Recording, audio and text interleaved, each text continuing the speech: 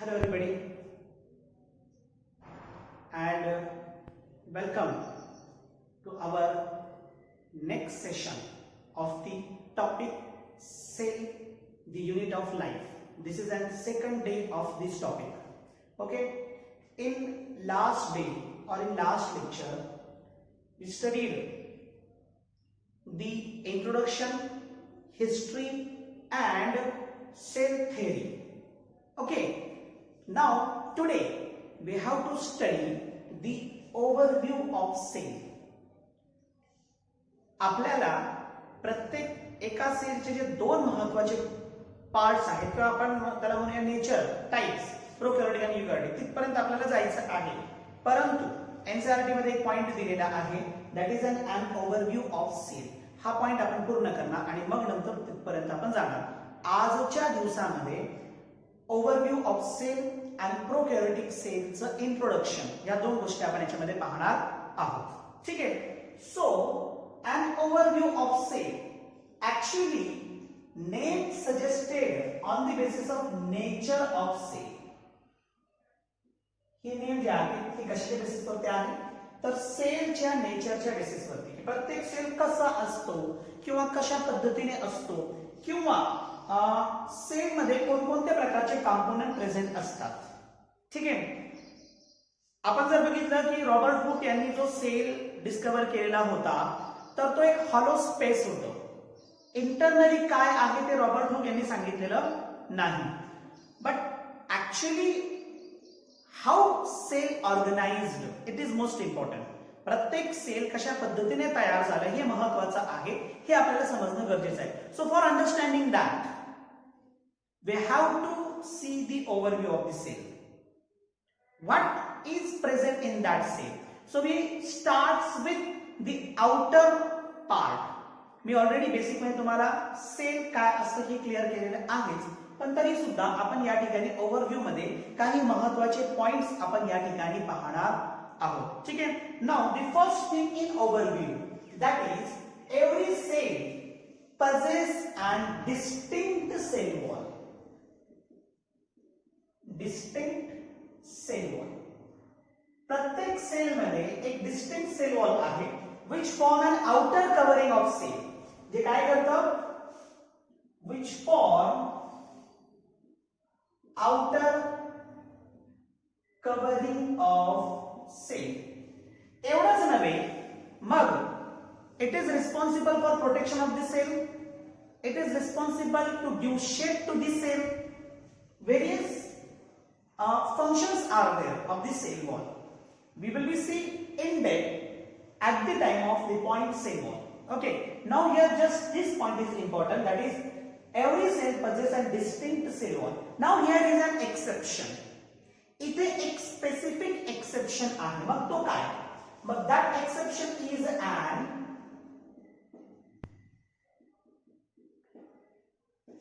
animal cell. हे तुम्हाला remind झालेलं पण असेल. Exception का? Because in animal cell the cell wall is absent. Animal cell मध्ये cell wall नाही. मग काय? तर in animal cell the outer covering is an cell membrane. Okay, which is a dense membrane. तर तो membrane animal cell मध्ये present असतो. मग cell wall जो आहे तुम्ही एकदमच लोअर कॅटेगरीचे सेल्स घ्या किंवा ऑर्गॅनिझम्स घ्या. For example bacteria. ओके, तुम्ही थोडं पुढे जा प्रोटिस्टा, आणखी थोडं पुढे जा फंगाई, आणखी पुढे जा प्लांट्स. या सगळ्यांमध्ये सेल वॉल प्रेझेंट असतं एक्सेप्ट एनिमल्स. ठीक आहे. So this is the first thing. Now second thing is that is presence of cell membrane. Every cell having cell membrane. प्रत्येक सेलला सेल वॉल असतो except animal cell. Second, every cell having the cell membrane which is an second layer. हा second layer आहे, but ध्यानात ठेवा second layer for organisms except animal. Animal सोडून बाकी सगळ्या ऑर्गॅनिझम मध्ये हा सेल मेम्ब्रेन जो आहे तो सेकंड लेयर आहे. This is an dense membrane. हे एक प्रकारे डेन्स मेम्ब्रेन आहे. ठीक आहे. आपण थर्ड थिंग पाहूया, that is an and which is the most important thing, on that basis the prokaryotic and eukaryotic will be differentiated. That is the dense membrane bound organelle called as nucleus. Dense membrane bound organelle, that is an nucleus which having the membrane. आता membrane असल्या कारणानं it is specifically characteristic feature of the eukaryotic cell. Nucleus जो आहे तो काय आहे, eukaryotic सेलचा specifically characteristic feature आहे. ठीक आहे. मग हा न्यूक्लियस कशासाठी असतो, why this nucleus is present, it is because of, याचं कारण आहे it consist, that is chromosomes. याच्या आतमध्ये क्रोमोझोम असतं. क्रोमोझोम सर्व ॲज अन जेनेटिक मटेरियल. हा क्रोमोझोम जेनेटिक मटेरियल म्हणून काम करतो, म्हणजे त्या ऑर्गॅनिझमचे कॅरेक्टर्स कन्सिडर करतो. कोणताही ऑर्गॅनिझम असू द्या, त्या ऑर्गॅनिझमचे कॅरेक्टर्स ते त्या ऑर्गॅनिझमला डिफाइन करतो. On the basis of character you can understand or you can identify the organisms, and all that characteristics are formed because of the genetic material.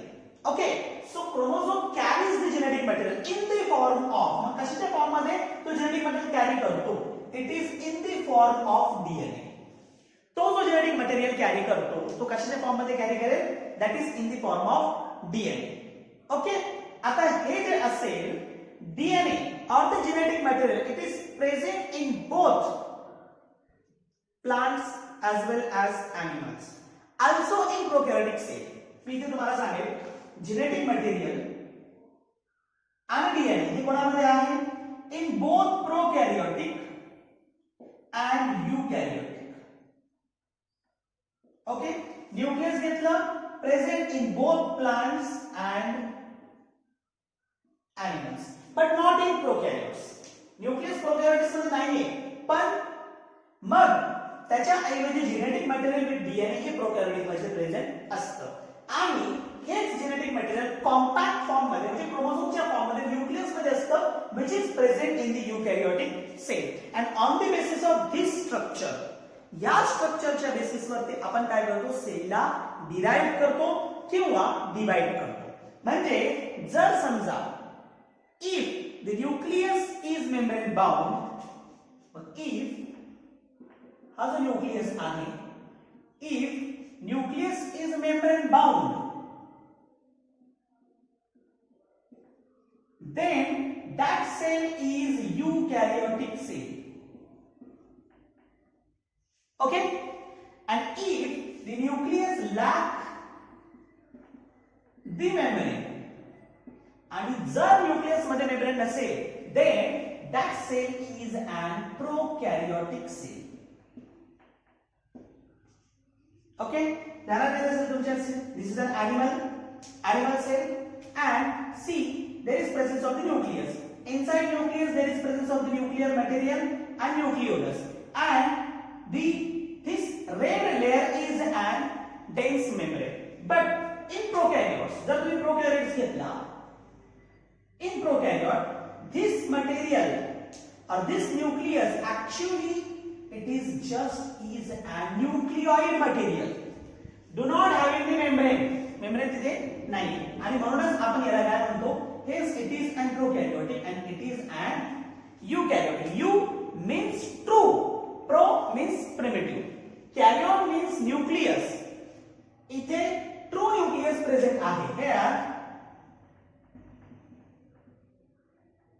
nucleus, and this is a nucleoid material. This is an nucleoid material which is not a true nucleus. जो true nucleus नाही, without membrane, which lack the membrane. Okay, so on the basis of nucleus the cells are divided, or the cells are two types. आपण इथे हा point इथे clear केला. या व्यतिरिक्त म्हणजे besides the nucleus there is presence of another thing in the cell, that is fourth, that is an cytoplasm. इथे हा पार्ट तुम्ही घेऊ शकता. ठीक आहे. मग याचा अर्थ प्रेझेंट इन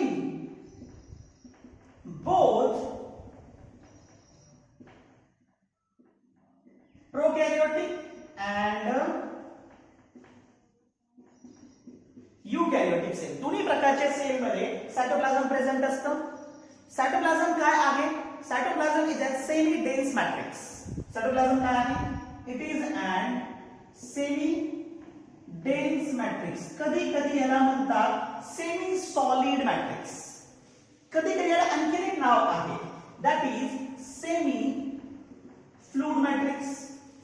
या पद्धतीने पण नाव दिलं जातं. मग cytoplasm is an semi fluid matrix. Fluid, because of presence of fluid, the cytoplasm shows the streaming movement. हे फ्लूइड असल्या कारणाने सायटोप्लाझम काय करतं? स्ट्रीमिंग मूवमेंट शो करतो. इंटरनल मूवमेंट आहे ती, आपण त्याला इंटरनल मूवमेंट म्हणतो. So it shows the streaming movement and because of this streaming movement the various organelles are stable. त्या ऑर्गेनिलीज स्टेबल असतात आणि इन ऍक्टिव्ह कंडिशन्स. ते कसे असतात? ऍक्टिव्ह कंडिशन्स मध्ये प्रेझेंट असतात. So there is cytoplasm and due to the cytoplasm all metabolic activity of the cell occurs inside the cell. Cytoplasm असल्या कारणाने काय होतं? सेल्सच्या आतमध्ये त्या ऑर्गॅनिझमच्या सगळ्या मेटाबॉलिक ऍक्टिव्हिटी पूर्ण केले जातात. All metabolic activities means if cell require the energy, it require the metabolic activity. If cell required any organic material, it required the metabolic activity. If cell required any inorganic material, then it required the metabolic activity. Clear? म्हणजे metabolic activity काय आहे? Metabolic activity एखादं महत्त्वाचं component organic असू द्या inorganic असू द्या तयार करण्यासाठी वापरलं जातं. ऍज वेल ऍज हीच मेटाबॉलिक ऍक्टिव्हिटी सेलला लागणारी एनर्जी तयार करण्यासाठी मेटाबॉलिक ऍक्टिव्हिटी वापरली जाते. कोणत्याही फॉर्म मध्ये असू द्या, ही फॉर्म जी असेल ते आपण सेपरेटली पाहणार आहोतच. म्हणून cytoplasm is an a living matter of the cell. Cytoplasm जो आहे ते काय आहे? It is an living matter of the cell. मी इथे क्लिअर करतो. All reactions that is metabolic activities are occurs in cytoplasm. Hence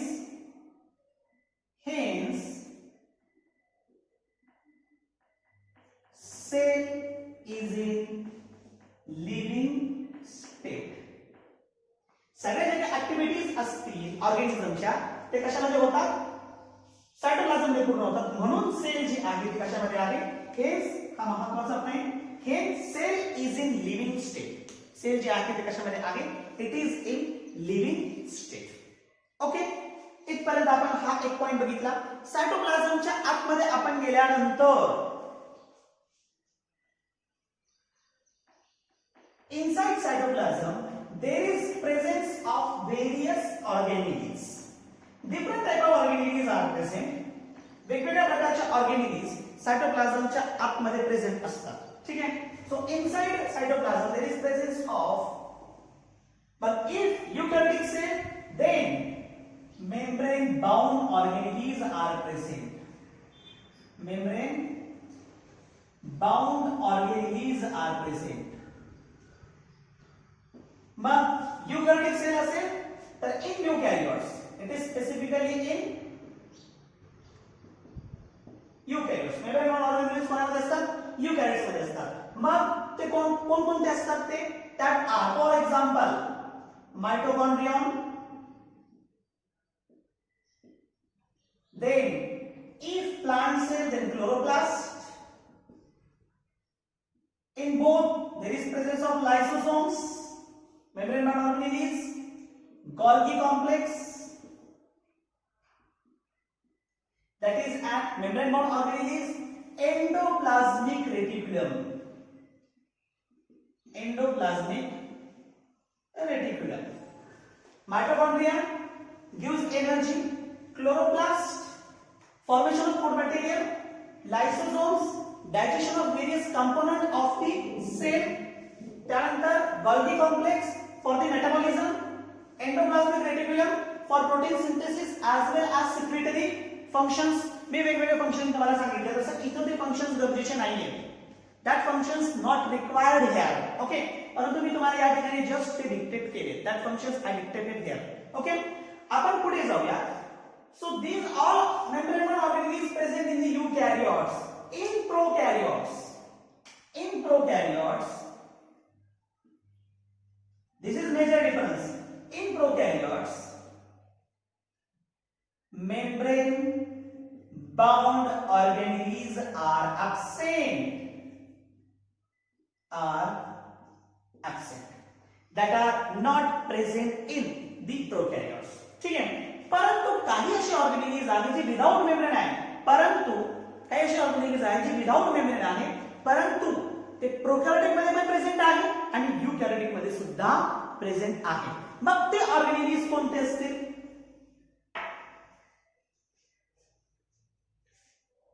आपण 6 नंबरचं पाणी घेऊया इथे. मग ते ऑर्गॅनिल्स कोणते असतील? म्हणजे इथे टाकतो ribosome. Ribosome, it is a membraneless organelle, means non-membrane or non-membranous organelle. याच्यामध्ये मेम्ब्रेन नाही आहे, but present in both. हा प्रोकॅरियोटिक आणि यूकॅरियोटिक दोघांमध्येही प्रेझेंट असतं आणि काम काय आहे? That is protein synthesis. याचं काम काय असेल? Protein synthesis. मी ते क्लिअर करतो. जर प्रोकॅरियोटिक ऑर्गॅनिझम असेल, if prokaryotic organism, then ribosome is 70S type. जर ऑर्गॅनिझम प्रोकॅरियोटिक आहे तर रायबोझोम कसा आहे? 70S type. आणि जर ऑर्गॅनिझम यूकॅरियोटिक आहे तर रायबोझोम इज 80S. तुमच्यासाठी काम आहे, हे तुमच्यासाठी काम. 70S रायबोझोम आणि 80S रायबोझोम काय असतं हे तुम्ही शोधायचं. It is not just a homework, हे तुमच्या ऍक्टिव्हिटी पर्पजेस साठी आहे. होमवर्क म्हणून मी तुम्हाला एमसीक्यूज देणार आहेतच, लिंक ऑलरेडी तुम्हाला अवेलेबल आहे, परंतु हे तुमच्या स्वतःच्या प्रॅक्टिस पर्पजेस साठी आहे. काय करायचंय?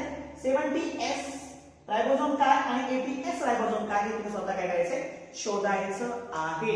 आपण सेपरेटली पाहणार आहोत, पण ही तुमच्यासाठी एक स्पेसिफिक ऍक्टिव्हिटी आहे. This is about the ribosome. आणखी एक ऑर्गॅनिली आहे पहा. रायबोझोम हा मेम्ब्रेनलेस ऑर्गॅनिली आहे, ठीक आहे, आणि जो दोघांमध्ये प्रेझेंट असतो. पण एक अशी ऑर्गॅनिली आहे ती फक्त प्लांट सेल मध्ये प्रेझेंट असते, which is absent in the prokaryotic cell as well as absent in the plant cell. मग ते कोणतं? सेंट्रिओल. ही जी ऑर्गॅनिली आहे तर ही ऑर्गॅनिली स्पेसिफिकली प्रेझेंट इन, ही जी ऑर्गॅनिली असेल, this organelle specifically present in the animal cell. ही ऑर्गॅनिली ॲनिमल सेल मध्ये प्रेझेंट असते आणि याचं महत्त्वाचं काम दॅट इज सेल डिव्हिजन असतं. ठीक आहे, सेल आहे. See this is a cell, this is a nucleus. या व्यतिरिक्त इथे हे सेंट्रोझोम प्रेझेंट असतात. सेंट्रोझोम काय करतात?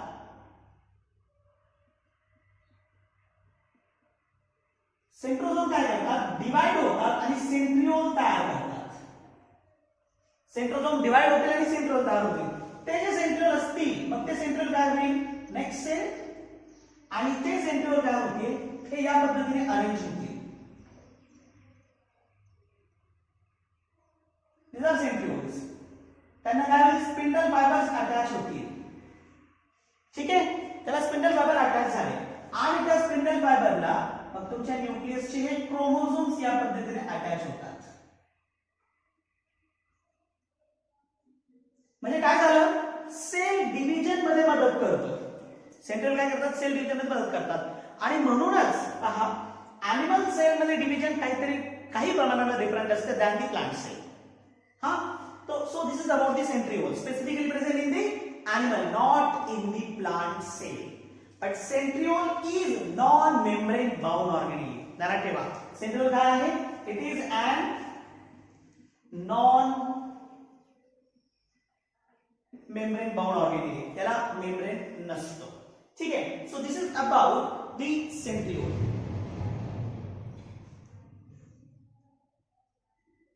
ठीक है, so these are various organelles present in the prokaryotic as well as eukaryotic, and on the basis of these organelles we can differentiate prokaryotic as well as eukaryotic organisms. Now we will be goes in overview of the cell, that is shape and size.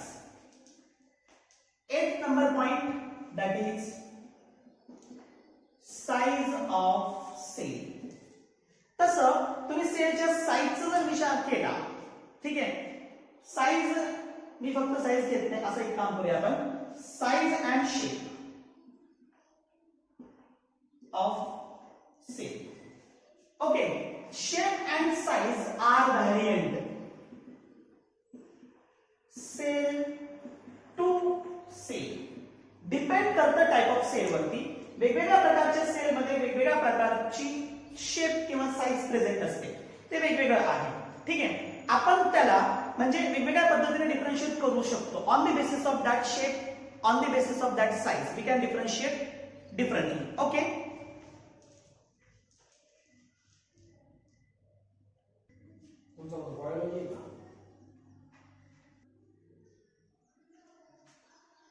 Sorry for interruption. Shape, size and shape both are variant cell to cell. त्यापैकी आपण पहिलं पाहूया, that is shape. So we will see different shape of the cell. Different shape means you can see rounded, oval or polygonal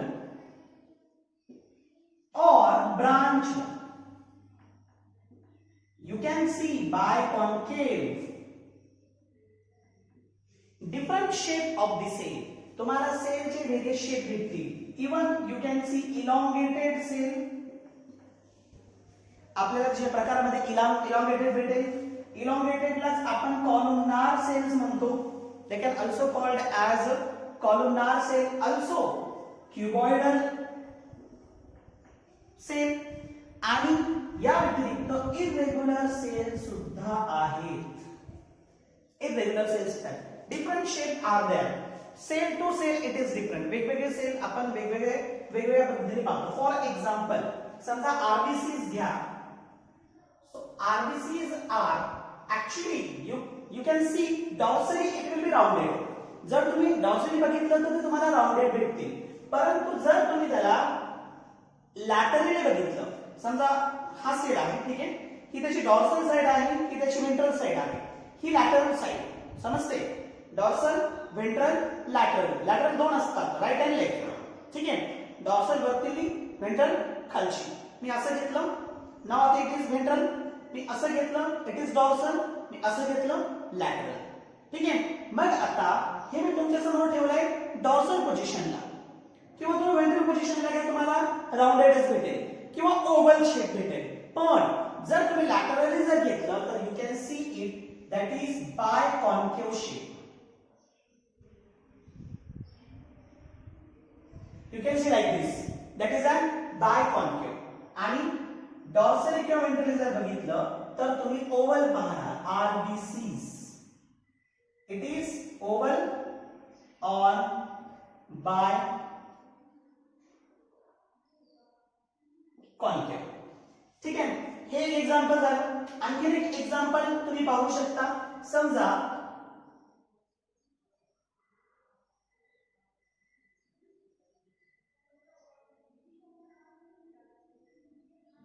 see, these are, it is not a star shaped structure.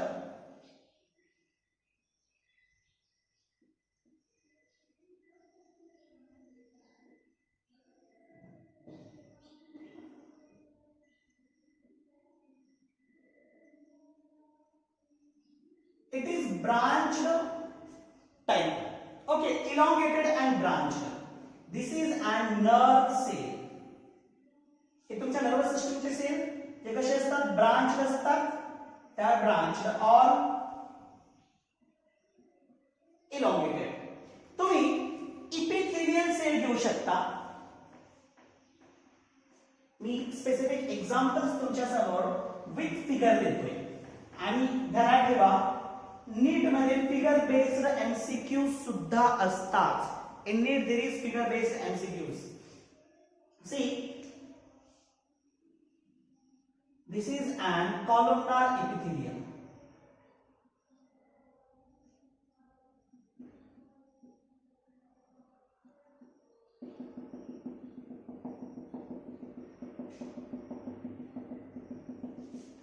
This is epithelium. आणि इपिथेलियमचे sale कसे आहेत? मग they are long or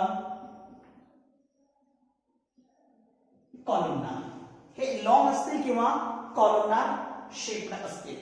different shape you can C. Even also you can C ट्रॅकिड्स.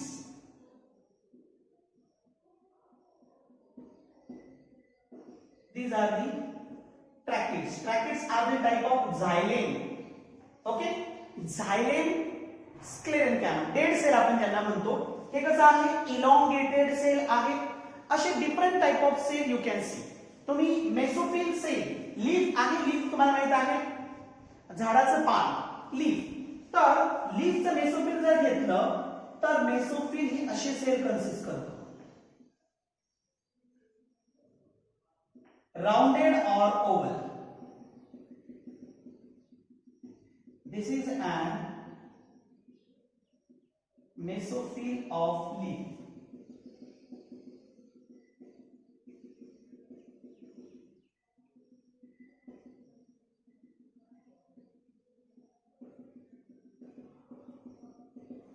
This is mesophil.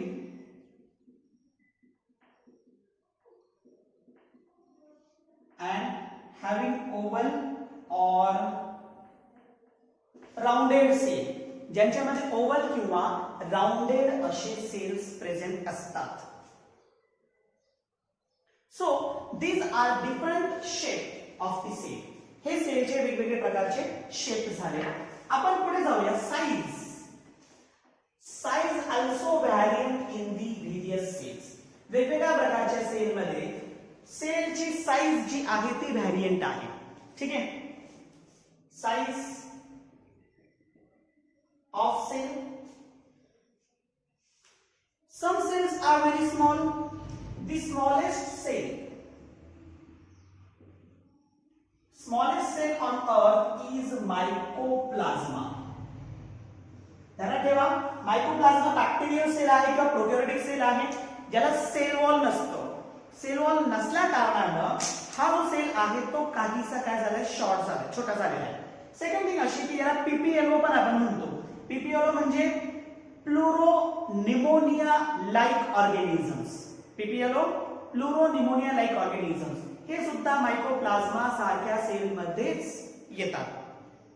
तर हा सर्वात छोटा, it is and smallest cell of the cell world. सेलच्या जगामध्ये सर्वात छोटा असा सेल. किती साईज असेल तर इट हॅविंग ओनली 0.3. त्याची जी साईज आहे ती फक्त 0.3 micron metre in length. Length मध्ये 0.3 मायक्रॉन मीटर इतकीच त्याची लेंथ आहे. तसं जर तुम्ही बॅक्टेरियाचं बघितलं, this is and mycoplasma, it is bacteria. पण स्पेसिफिकली तुम्ही बॅक्टेरियाची नॉर्मल साईज जर बघितली तर bacteria is 3 to 5 micron meter. बॅक्टेरियाची नॉर्मल कंडिशन जी आहे ती 3 to 5 मायक्रॉन. मायक्रॉन हे युनिट तुम्हाला माहित असेल. 1 into 10 raised to power minus 9 metre. 1 into 10 raised to power minus 9 metre म्हणजेच मायक्रॉन मीटर. ठीक आहे, हे मायक्रॉनचं युनिट झालं. तर 3 to 5 मायक्रॉन मीटर बॅक्टेरिया असतात. तुम्ही लार्जेस्ट सेल जर बघितलं, लार्जेस्ट तर स्मॉलेस्ट सेल बघितला आहे. लार्जेस्ट सेल जर युनिवर्स मध्ये लार्जेस्ट सेल बघितलं तर it is egg of ostrich. Egg of ostrich.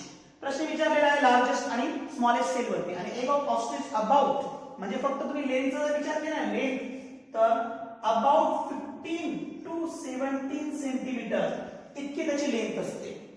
Egg of ऑस्ट्रिचची जवळपास इतका मोठं म्हटलं तरी चालेल. ठीक आहे, तर हे झालं अबाउट द लार्जेस्ट सेल. या व्यतिरिक्त सेलची साईज, आता समजा तुम्ही ॲनिमल सेल मध्ये आलाच तर मग असंच तुम्ही पाहू शकता. ह्युमन आरबीसी, तसं मोस्टली सेलचं स्ट्रक्चर हे आरबीसीच्या माध्यमातून स्टडी केलेलं आहे. ह्युमन आरबीसी हे आहे 7.0 मायक्रॉन मीटर इतक्या साईजचं. ठीक आहे, 7.0 मायक्रोमीटर हे डायमीटर आहे. It is an diameter. या व्यतिरिक्त हे मल्टी सेल्युलर ऑर्गॅनिझम मध्ये आरबीसीस ची साईज आहे.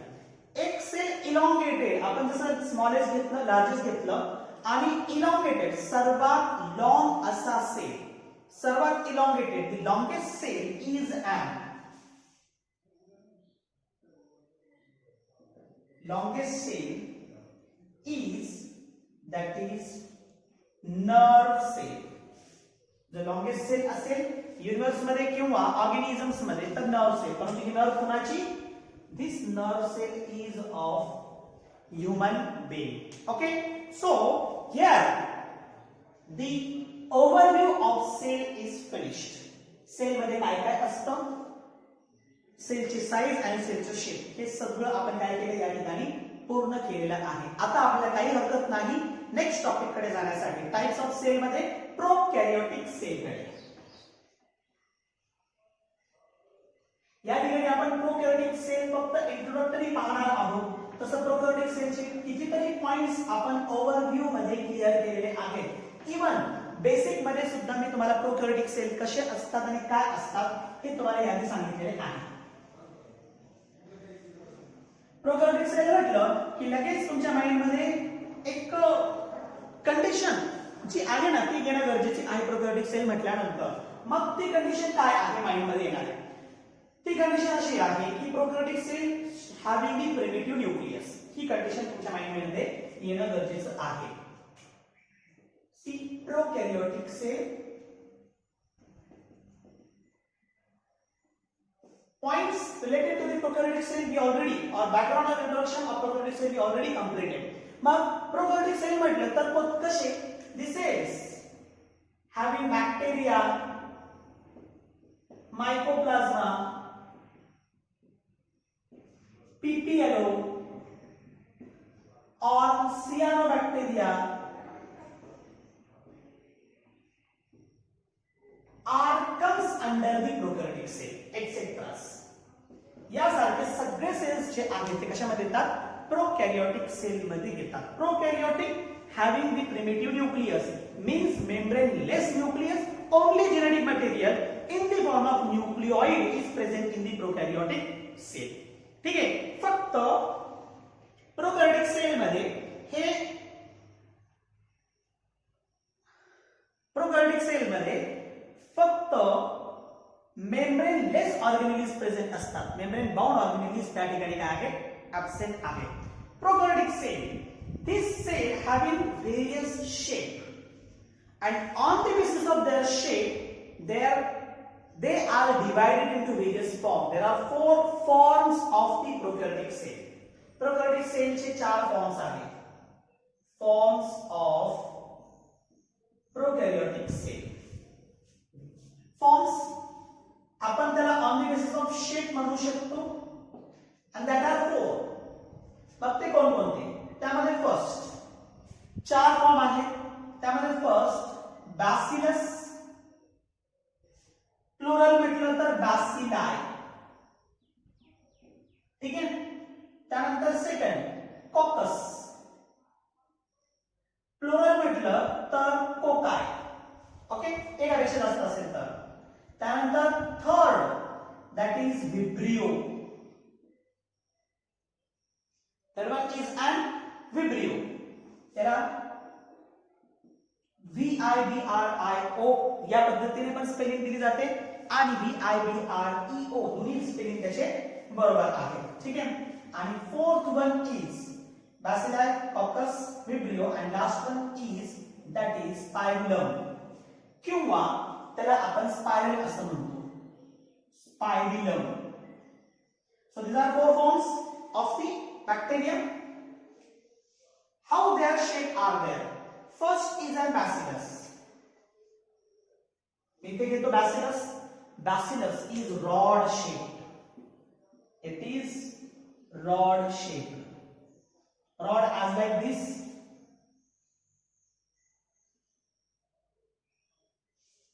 या पद्धतीने रॉड शेप असेल. मग रॉड मध्ये जर घेतला आपण तर एक्झाम्पल मध्ये व्हेरियस एक्झाम्पल्स आहेत. इकोलाई और इस्चेरिशिया कोलाई किंवा तुमचं salmonella typhi. Various example of the rod shaped bacteria. Then the second one is coccus or cocci. Coccus or cocci, that is spherical shaped or oval shape. त्यांचं shape oval असतं किंवा spherical असतं, like दिस. मग याच्यामध्ये free living organism जास्त आहेत. काही हे जे आहेत हे फ्री लिव्हिंग व्यतिरिक्त हे ग्रुप करूनही राहतात, म्हणजे आपण त्याला म्हणूया कॉलोनियल हॅबिटॅट. हा फ्री लिव्हिंग आहे. This is called as the monococcus. Example तुम्ही याच पद्धतीने घेऊ शकता. मोनोकॉकस दोन असतील बरोबर आहे ना, तर डिप्लोकॉकस एकदम स्ट्रीप असेल म्हणजे चेन, that is स्ट्रिप्टोकॉकस. आणि त्या पद्धतीनेच त्यांचे एक्झाम्पल आहे. For example diplococcus pneumoniae, streptococcus pneumoniae. Pneumonia साठी रिस्पॉन्सिबल असलेला बॅक्टेरिया हा आपण याच्यामध्ये एक्झाम्पल म्हणून टाकू शकतो. ठीक आहे. So this is a second shape. Now third shape, that is vibrio. Now vibrio, it is comma shaped.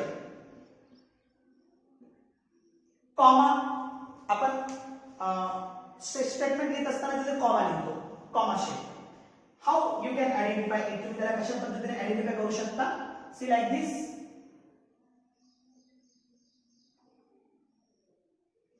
This is an comma. Okay. So comma shape. Example मध्ये तुम्ही इथे घेऊ शकता Vibrio cholerae. Vibrio cholerae. Cholera साठी responsible असलेला bacteria, that is an Vibrio cholerae. त्यानंतर last one is a Spirillum. Spirillum, it is spiral or helical shaped. Spiral wire सारखं असेल किंवा हेलिकल कॉइल वायर असतं ना त्या पद्धतीचं असेल. आणि spiral or helical structure. Example मध्ये तुम्हाला घ्यायचं असेल इथे तर स्पायरोचिक बॅक्टेरियम या पद्धतीचे असतात.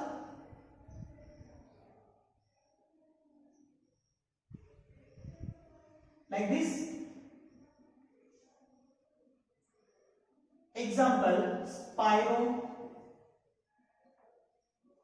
बॅक्टेरियम.